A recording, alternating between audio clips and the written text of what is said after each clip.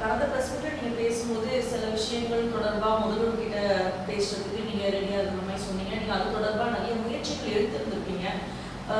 இதுவரைக்கும் அது சாத்தியப்படுற ஒன்றா இருக்குதா? உங்களுக்கான வாய்ப்புகள் எந்த அளவுக்கு இருக்கு? இல்லை, அதாவது அவர் முதலமைச்சர் ஆனோடனே முதல்ல வாழ்த்து நான் சொன்னேன். அதுக்கு பிறகு அமுதா அவங்க வந்து செக்ரட்டரி 2 பண்ணுவார், அவங்களுக்கே கடிதம் எழுதணும். மாஞ்சோலை பிரச்சனை வந்து கொஞ்சம் தீவிரம் அடைஞ்சிட்டு இருக்குது. அது குறித்து வந்து தமிழ்நாடு முதலமைச்சர் அவர்களை சந்தித்து வந்து நாங்கள் வந்து விரிவாக பேசுவதற்கு உண்டான நேரம் இருக்குன்னு பல முறை நாங்கள் சொல்லியாச்சு. நான் அங்கேருந்து எந்த விதமான ரெஸ்பான்ஸும் வரலைங்க.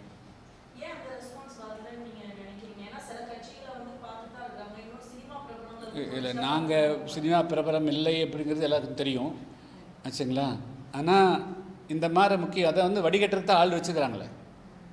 உங்களுக்கு வந்து தமிழ்நாடு முதலமைச்சர் அவர்களை சந்திப்பதற்கே வந்து வடிகட்டி அனுப்பக்கூடிய ஒரு மோசமான நிலைமை இருக்குது. அதாவது தமிழ்நாட்டில் 60 வருஷத்துக்கு பிறகு திமுக அதிமுகவுக்கு மாற்றாக ஒரு அரசாங்கம் மாற்றம் என்ற அடிப்படையில் வந்திருக்கக்கூடிய அரசாங்கம். ஆனால் மாற்றத்தை கொடுப்பதற்கு பதிலாக ஏமாற்றத்தை கொடுப்பது போல் தெரியுது. மக்கள் இதுவரையிலும் விவசாயியுடைய பிரதிநிதிகள் போய் நேரடியாக சந்தித்த மாதிரியோ, அல்லது தொழிலாளருடைய பிரச்சனைகளை கேட்ட மாதிரியோ, அல்லது வியாபாரிகளுடைய பிரச்சனைகளை கேட்ட மாதிரியோ இல்லை. ஸோ இது வந்து யாரெல்லாம் பிரபல்யமாக்குறார்களோ அவங்க மட்டும் போய் பார்க்குறாங்க, எளிதாக பார்க்குறாங்க, ஃபோட்டோ வருகிறது. ஆனால் பிரச்சனைகளை எடுத்துகிட்டு போகிறவங்கக்கிட்ட யாரையுமே வந்து சந்திக்கலை. ஒன்று அது நான் ஏற்கனவே சொன்ன மாதிரி எக்ஸ்ட்ரா கான்சல் அரசியல் சாஸ்திரங்கள் அப்பாற்பட்டவர்கள் முதலமைச்சருடைய அப்பாயின்மெண்ட்டையும் கூட தீர்மானிக்கக்கூடிய மோசமான நிலை இருக்கிறத இதுக்கெல்லாம் காரணமாக கருதுகிறேன். நான் ஏற்கனவே சொன்ன மாதிரி ஜான் ஆரோக்கியசாமி, விஷ்ணு பிரசாத் போன்றவர்கள் தான் வந்து இது போன்ற மக்களுடைய எந்த விதமான பிரச்சனைகளும் முதலமைச்சருடைய கவனத்துக்கே கொண்டு செல்வான் தடுக்கிறார்களோ என்ற அச்சம் கூட இருக்கிறது. சமீபத்தில் வந்து கரூர்ல நீங்க பார்த்துருப்பீங்க, அரசு வேலை வந்து வழங்கியிருக்கிறது. அதாவது கரூர்ல இறந்த குடும்பங்களுக்கு, பாதிக்கப்பட்ட இறந்த குடும்பங்களுக்கு உறுப்பினர்களை கொடுத்துருக்காங்க. இப்போ தமிழ்நாடு எவ்வளவோ பேரிடர்களை சந்திச்சிருக்குது. இது வந்து பல அரசியல் கட்சி தலைவர்கள் வந்து ஒரு பக்கம் இது சரின்னு சொல்றாங்க, இன்னொரு பக்கம் இல்லைன்னு சொல்றாங்க. நீங்களுமே வந்து இதுக்கு எதிர்ப்பு தான் தெரிவிச்சீங்க. இது வந்து கரெக்ட்னு நினைக்கிறீங்க? ஏன்னா இது ஒரு பெரிய பேரிடராக தான் பார்க்கணும், கட்சி சார்பாக பார்க்கக்கூடாதுன்னு சொல்லிட்டு ஒரு பொது விமர்சனமும் இருக்குது. சரி, அப்படின்னா வந்து ஏன் இதே அரசியல் கட்சிகள் கடந்த 2 வருடங்களுக்கு முன்பு திமுக ஆட்சியில் வந்து கள்ளக்குறிச்சியில் 60-70 பேருக்குப்பட்டவர்கள் வந்து மது குடித்து இருந்தாங்க.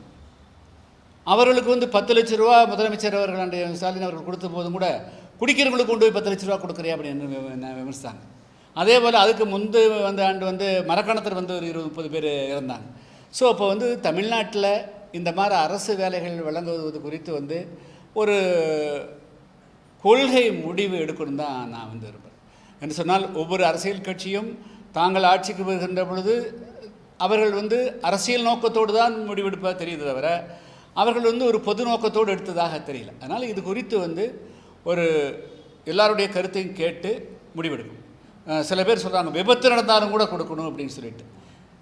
எல்லாமே அரசு வேலை கொடுக்கணுங்கிறது அமெரிக்க, அதாவது வந்து அப்படி போனால் அது எங்கே போய் முடியும்? அப்போ அதனால் அதுக்கு ஒரு தீர்வு காணணும். தமிழ்நாட்டில் ஆக்சுவலாக வந்து இந்த அரசு வேலை கான்செப்டே வந்து 1989ஆம் ஆண்டு SC/ST அட்ராசிட்டிஸ் ஆக்ட், வன்கொடுமை தடுப்பு சட்டம் 1991ஆம் ஆண்டு விதிகளின்படி பட்டியலினத்தை சார்ந்த மக்கள், ஷெட்யூல் காஸ்ட் மக்கள் சாதி கொடுமைகளுக்கு ஆளாகி அவர்கள் உயிரிழந்தால் அவர்களுக்கு வந்து நட்டேடு கொடுக்கறது, அதே போல் அரசு வேலை கொடுக்கறதுங்கிறது தான் வந்து ஃபார்முலா, கருணையின் அடிப்படையில். ஆனால் அது வந்து இப்பொழுது வந்து அது நீர்த்து போகக்கூடிய வகையில் பல்வேறு விதத்தில் எல்லாருக்குமே கொடுங்க அப்படிங்கிற அளவுக்கு எல்லாம் கேட்குற அளவுக்கு வந்திருக்குது. எனவே இதில் வந்து கொள்கை முடிவு எடுக்கவில்லை என்று சொன்னால் இது வந்து மிகப்பெரிய பாதிப்புக்கு ஆளாகக்கூடியனர். அப்போ வந்து எந்த அரசு அமைதோ அந்த அரசு அவர்களுக்கு சார்ந்தவர்களுக்கு வேலை கொடுப்பார்கள், அவர்களுக்கு சாராதவர்களுக்கு வேலை கொடுக்க மாட்டார்கள். அதனால் எந்த விதமான பாகுபாடும் இருக்காமல் கொடுக்கணும்னு சொன்னால் அது குறித்து கொள்கை முடிவு எடுக்கணும். எல்லோரும் ஏற்றுக்கொள்ளக்கூடிய கொள்கையாக இருக்கணும். அது வேறிலும் இது மாதிரி வந்து நடைமுறைகளை தவிர்க்கணும். இல்லை, நான் இல்லை, அது கேட்கட்டுன்னு சொல்லுவோம். நம்ம அது கேட்டால் நம்ம சொல்லுவோம். அது வந்து அதுக்கு உண்டான முயற்சி இந்த அரசு எடுக்குதான்னு பார்க்கலாம். தொடர்ந்து பார்த்தீங்கன்னா வைகோ அவர்களாகட்டும், கம்யூனிஸ்ட் தொடர்ந்து அரசு சிறப்பாக செயல்பட்டு வருகிறது. அவர்கள் எல்லாம் சந்திப்பதற்கு முதலமைச்சர் வாழ்த்து தருகிறார். எப்படி பார்க்குறீங்க? இல்லை, சில அரசியல் கட்சிகள் வந்து சைக்கோஃபென்ஸாக எப்பவுமே இருப்பாங்க. அதாவது வந்து புகழ்பாடிகள் அப்படிங்கிறது வந்து தமிழ்நாட்டினுடைய வரலாற்றில் வந்து புகழ்பாடி பரிசு பெற்ற புலவர்கள் எல்லாம் கேள்விப்பட்டிருக்காங்க இல்லையா? அதனுடைய வடிவமாக பல பேர் தமிழ்நாட்டு அரசியல் கட்சிகள் இருக்கிறாங்க. அதுதான் சொல்ல முடியும். இல்லை அதுக்கு மேலே நான் ஒன்றும் சொல்கிறது இல்லைங்க. எங்கே இருக்கிறோமோ அங்கே புகழ் மட்டும்தான் பாடுவோம் அப்படிங்கிற குறிக்கோள் லட்சியமாக மிஷன் நக்க முடியாது. அது மிஷன் அதே அதுதான் அவங்களுக்கு. சில பேருக்கு புகழ்பாடு தான் அது அப்படிங்கிறது நம்ம கேள்விப்பட்டிருக்கோம் இல்லைங்களா? பரிசு பெற்று சென்றார்கள் அப்படின்னு சொல்லிட்டு பார்த்துருக்கிறோம்ல.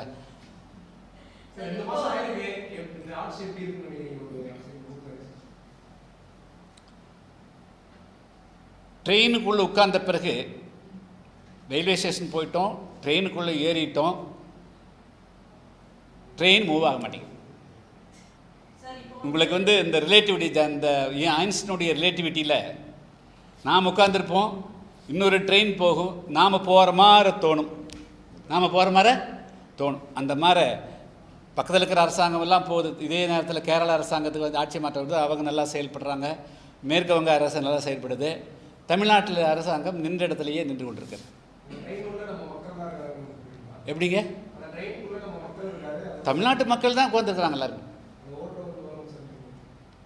நீங்கள் கேட்ட கேள்விக்கு தெளிவாக பதில் சொல்லட்டும்.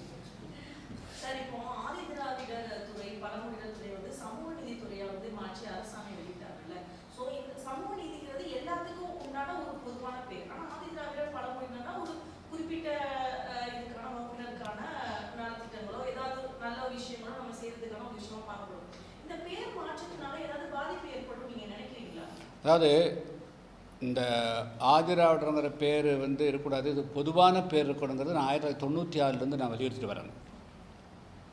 அதை வந்து இந்த அரசு வந்து மாற்றி அமைச்சிருக்கிறாங்க. இதை வந்து சமூக நலத்துறைக்கு அமைச்சராக வந்து கொடுக்குற போது வந்து அன்று இனிச்சது ஏன் இப்போ கசக்குது? ரவிக்குமாரை போன்றவர்கள் வந்து செக்டேரியன் பாலிட்டிக்ஸ், அதாவது வந்து வெளியே வந்து பறந்துபட்டு பெரிய பொது பேசுவாங்க, உள்ளுக்குள்ளே வந்து வெறும் தன்னை சுயசாதி புராணம், சுயசாதி தான். அவர்கள் வந்து ஆதிராவிடர் பறையரை மட்டுமே முன்னிறுத்தி எல்லாமே இயங்க வேண்டும் என்று ஒரு தவறான கண்ணோட்டத்தோடு விடுதலை சிறுத்தைகள் கட்சிகள் வந்து செயல்படுறதுனால தான் இன்றைக்கி தமிழ்நாட்டில் இந்த மக்கள் மத்தியில் ஒற்றுமையும் வரல, இந்த மக்கள் மத்தியில் முன்னேற்றமும் வரல. இது வந்து பறையரை மட்டும் முன்னிலைப்படுத்தக்கூடிய கான்செப்ட் தான் வந்து அந்த பெயர் மாற்றம் செய்யக்கூடாது என்ற ஒரு மோசமான கருத்து. சமூக சோசியல் ஜஸ்டிஸ் துறை என்று தான் அது இருக்கணும். அதுதான் வந்து எல்லா மக்களையும் அரவணைச்சிட்டு போக முடியுமுங்க. ஏன்னா 76 சாதிகளுக்கு ஒரு சாதி கிடையாது. பறையர் இருக்கிறாங்க, தேவேந்திரவாடர் இருக்கிறாங்க, அருந்தி இருக்கிறாங்க, வள்ளூர் இருக்கிறாங்க, புதிரவனார் இருக்கிறாங்க. அப்போ ஒரு சாதிக்கு மட்டும் பேர் எப்படி வைக்க முடியும்? ஆதிராவிடன்ற பேரே வந்து 1939 பர்மாவிலிருந்து அன்று இருந்த ஆங்கில அரசுக்கு பறையர்கள் வந்து எங்களுக்கு பறையர்கள் என்று சொல்லுவது வந்து கொஞ்சம் மதிப்பு குறைவாக இருக்கிறது, எங்களுடைய பெயரை மாற்றுங்கள் என்று சொன்னவுடன் அவர்கள் வந்து நீங்கள் திராவிடர் என்றும் பெயர் வைத்துக் கொள்ளலாம், ஆதிராவிடர் என்று பெயர் வைத்துக் கொள்ளலாம் என்று கொடுத்த போது அவர்கள் வந்து அந்த பறையர் சமுதாய மக்கள் எங்களை ஆதிராவிடர் என்று ஏற்றுக்கொண்டிருக்கிறார்கள். இப்போ வந்து அது ஒரு குறிப்பிட்ட சாதித்தான் குறிக்கும். ஆனால் இன்றைக்கி வந்து பட்டியலுங்கிறது ஷெட்யூல்டு காஸ்ட் அப்படிங்கிறது இந்தியாவில் இருக்கக்கூடிய பல சமுதாயங்கள், பல சமுதாய குடும்பங்களுக்கு ஆளான பல சமுதாய மக்கள் உள்ளடங்கியது. அதை கொண்டு இந்தியா ஃபுல்லாக வந்து அங்கே போய் வந்து ஆதிராவிடர் துறை இருக்குன்னு பேசுவார். அவர் பார்லிமெண்ட்டில் பேசிக்கிறாரா? இந்தியா ஃபுல் என்னங்க தப்பு இது? வந்து அதாவது சோஷியல், அதாவது சமூக ஒடுக்குமுறைக்கு ஆளானவர்கள் வந்து சோஷியல் ஜஸ்டிஸ் சொன்னால் என்ன தப்பு? அது அதில் ஒன்றும் தப்பு இல்லை. அதுதான் வந்து சரியாக இருக்க முடியும். அப்போ தான் எல்லாத்தையும் அரவணைச்சு போக முடியும், அப்போ தான் நியாயம் வழங்க முடியும். ஸோ அவங்க ரவிக்குமார் பொறுத்தளவு வந்து அவர் எப்போவுமே உள்நோக்கம் கொண்டவர். அவர் வந்து பறையர்களை மட்டுமே முன்னிலைப்படுத்தி பறையர் அதை முன்னிறுத்தக்கூடிய ஒரு மோசமான ஒரு சுய புராணம் பாடக்கூடிய கருத்து கொண்டவர். அது வந்து தவறானது, அது கண்டிக்கத்தக்கது.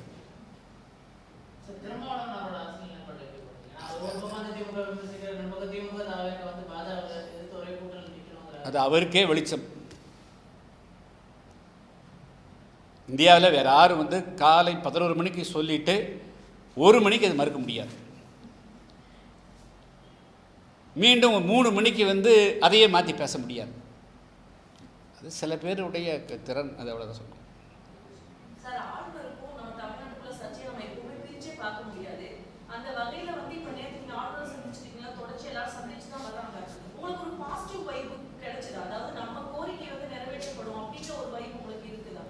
சார், இந்த தமிழ்நாட்டினுடைய முதலமைச்சராக இருக்கக்கூடியவர்கள் வந்து இது செவி சாய்க்காத போது யார் அந்த இடத்துல இருந்து இதையெல்லாம் தீர்க்க வேண்டியவர்களோ அவர்கள் தீர்க்க முனைப்பு காட்டாத போது அதுக்கு மேலே இருக்கிற ஒரு கான்சுலர் அத்தாரிட்டி இடத்துல நான் போய் சொல்லுகிறோம் வச்சுங்களா. ஸோ அதனால் வந்து இது தீர்ந்து விடும் தீர்க்காது என்பதல்ல. நான் வந்து இந்த பிரச்சனையினுடைய தீவிரத்தன்மையை நான் வந்து ஆளுதை கொண்டு வரோம். அது உரிய நேரத்தில் நிச்சயமாக ஒரு நடவடிக்கை வரும், அது தீர்வு வரும் என்று நான் நம்புகிறேன்.